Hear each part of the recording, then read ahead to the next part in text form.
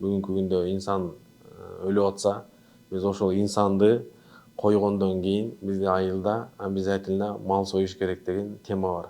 Кан жутуп аткан үй бүлөнүн үстүнө дагы жук кылып берип карызга батырган туугандарды көрүп атабыз. И так бул өзү кайгыга батып аткан үй бүлөнү дагы кайгыга батып, карызга батырып, кредитке болсо дагы сойдуруп, андан кийин карызга батырып, өлүм житим бүткөндөн кийин кошунасы келип, ошол карызга алган малдын карызын доолап, ызы чуу кылып ушкандарды көрүп атабыз да. Ушул нерсе бизге керекпи? Албетте ар бир жан өлүмдүн дамын татат, баардыгыбыздын башыбызга келет.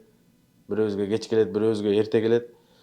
Бирөө ошо ата энесинин атынан айылга суу чыгарып койсо, айылга кудук чыгарып койсо, ошол айылдан суудан айылдын баардыгы колдонсо, айылга бир көпүрө салып койсо эки айылдын ортосунда, ошол жерден өткөн адамдар пайдаланса, тирүү кезинде той берсеңиз, тирүү кезинде сыйлап калыңыз. Ассаламу алейкум, урматтуу туугандар, баарыңыздарга Алланын рахматы, ырайымы, мээрими тынчтыгы болсун. Биздин катталуучулар, бүгүнкү биз сүйлөшө турган тема маркумду коюу боюнча бизде кандай, похорон дейбизби?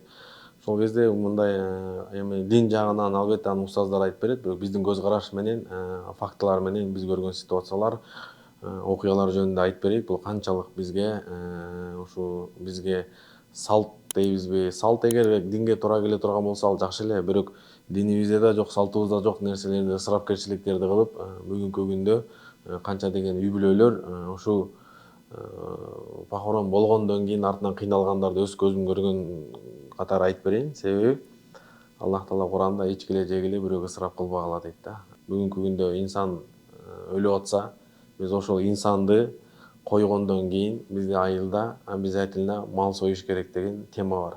Эми туугандар, этти майрам күндөрү жесе болот, айт күндөрү жесе болсо, башка күндөрү бар, тууган күнүң бар, башка нерсең бар, жакшылыктарың бар, кыз uzatууң бар, кыз тозууң бар, балдарың жакшылыктар да. Эми бул жакта өлүп атса, ошол жактан да мал союш керек деп мынакей өз көзүбүз менен көрдүк. Кыйналып аткан үй бүлө, өзүнүн 180 миң сом кредити бар. Бирөө ошонун үстүнө дагы уят, сойбосоң эл не дейт деп, ага дагы карызга бодо мал алдырып, жылкы алдырыппы, уй алдырыппы, сойдуруп, кан жутуп аткан үй бүлөнүн үстүнө дагы жук кылып берип карызга батырган туугандарды көрүп атабыз. Эмне десе, эл эмне дейт? Каяктан ошол үйдөн барып биз эт жейбиз? Ошого кантип биздин бетибиз чыдайт? Канча деген мигрант балдары иштегени кеткен, жашообуз да кыйын эле. Эптеп бир стройкада иштеп жүрөт, 100 миң сом, 200 миң сом чогулткан. Ал жака кеткенде атаң өттү, срочно кайтып кел. Анын 2 жылдап, 1 жылдап чогулткан акчасын баарын чогултуп, мал союп берип, и так бул өзү кайгыга батып аткан үй бүлөнү дагы кайгыга батып, карызга батырып, кредитке болсо дагы сойдуруп, андан кийин карызга батырып, өлүм житим бүткөндөн кийин кошунасы келип, ошол карызга алган малдын карызын доолап, ызы чуу кылып ушкандарды көрүп атабыз да. Ушул нерсе бизге керекпи? Канчалык бизге ушунун кереги бар?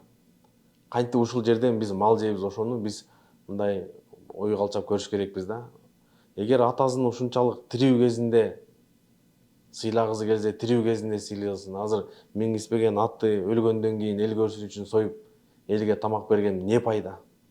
Мүрзө койгондон не пайда? Эмне жакшылык жеткизе алабыз ага биз? Эгер атасын, ата энебизди сыйлай турган болсок, албетте ар бир жан өлүмдүн дамын татат, баардыгыбыздын башыбызга келет. Бирөөбүзгө кеч келет, бирөөбүзгө эрте келет. Бирөө ошо ата энесинин атынан айылга суу чыгарып койсо, айылга кудук чыгарып койсо, ошол айылдан суудан айылдын баардыгы колдонсо, айылга бир көпүрө салып койсо эки айылдын ортосунда, ошол жерден өткөн адамдар пайдаланса, ошол жерде жетим жесирлердин атынан бир жетим жесирлерге жардамы тие турган бир нерсе куруп берип койсо, ошолчо пайдалык боло беле дейм да. Канчалык азыр Кыргызстанда проблема, ошол жака барып мал союш керек, уят, анан мындай кылды, тигиндей кылды, каяктан нерсени алып келип атасыңар деп. Ошо эмне эт жебей жүрдүңүз беле? Ошол жерден мен жаштардын баардыгына, биздин катталуучуларга мындай кайрылат элем. Ушул похорон болгон жерден колдон келсе тамак ичпеш керек, негизи эле да. Мал дагы союлбаш керек бул жердечи. Кайгы жутуп атса, бул жерде кан жутуп атса, бул жерде жетим жесир калып атса, бул жерде аялы жесир калып атса, ошол жака барып да жүк болуп дагы мынчалык ушу кыйнабаш керек деп ойлойм да. Эгер анан кийин атесинин атынан кылгысы келсе, айылда канча проблема бар. Сиз ошо айылда атаңыздын атынан сиз бир жол салып койбойсузбу? Бир суу чыгарып койбойсузбу? Бир айылыңызга бир жардам кылып койсоңуз, ошонун пайдасы тиет эле да. Бүгүнкү күндө анан 40 күндүк, 52 күндүк, анан каяктагы бир жылдык, каякта нерселердин баардыгына, жок нерселердин баарын байлап, расход кылып, мейли бай адам колунда бар нерсени баягы кыла берет экен да. Баягы намыс өлтүрөт болуп, колунда жок болсо дагы эл эмне дейт деп байкуштардын баардыгы соёт, канчасын карызга батырып коет. Өз көзүбүз менен көрөбүз азыр бүгүнкү күндө ушу мал союлуп, азыр мынакей 2-3 күн мурун бул видеону эмнеге чыгардым? 2-3 күн мурун чалып ушундай өтүп кеткенде жылкы алган кошуна келип кыйнап атат депчи. Эми ошо кошунан жылкысын карызга алып келди. Кантип жедиңиз эми ошо кайсы бетиңиз менен жейсиз? Бул нерсени биз ойлойбуз токтотуш керек депчи.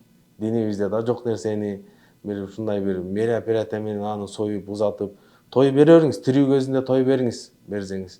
Тирүү кезинде сыйлап калыңыз. Өткөндөн кийин көз жашыңызды төгүп, ал боз үйдү кучактап ыйлагандан эч кандай пайда жок. Ошон үчүн мындай эмелерибизди туура пайда жакка иштесек деген ойда.